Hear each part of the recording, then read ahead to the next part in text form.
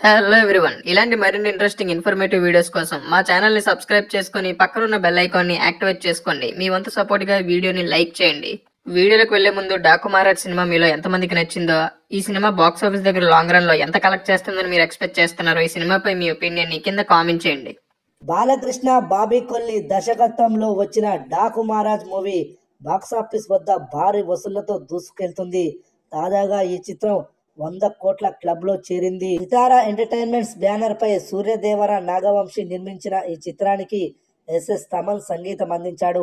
బాలకృష్ణ సరసన ప్రజ్ఞా జైస్వాల్, ఉర్వశి రౌతేలా, శ్రద్ధా శ్రీనాథ్ కథానాయకులుగా నటించారు. వరుస హ్యాట్రిక్ హిట్స్ తర్వాత బాలయ్య చేసిన సినిమా కావడంతో అభిమానులు ఎంతగానో అంచనాలు పెంచుకున్నారు. అయితే అభిమానులు ఆశించినట్టే ఈ సినిమా తొలి ఆట నుంచే సూపర్ హిట్ టాక్ తెచ్చుకుంది. బాలయ్య ప్రస్తుతం తన కెరీర్లో అత్యున్నత స్థానంలో ఉన్నారు. ఓవైపు వరుస సక్సెస్లు, అటు అన్స్టాపబుల్ షోస్ తో కెరీర్ పరంగా పీక్స్ లో ఉన్నారు.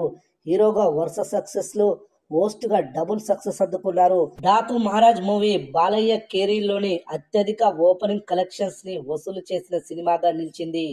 సంక్రాంతి అంటే బాలయ్య, బాలయ్య అంటే సంక్రాంతి హీరో. సంక్రాంతికి అన్ని సూపర్ హిట్స్ కొట్టాడు. మరి ఇక ఈ సినిమా కలెక్షన్ల విషయానికి వస్తే మొదటి రోజు 56 కోట్లు, రెండవ రోజు 74 కోట్లకు చేరింది, మూడవ రోజు 92 కోట్లకు చేరింది, నాలుగవ రోజు 104 కోట్లకు చేరింది, ఐదవ రోజు 116 కోట్లకు చేరింది.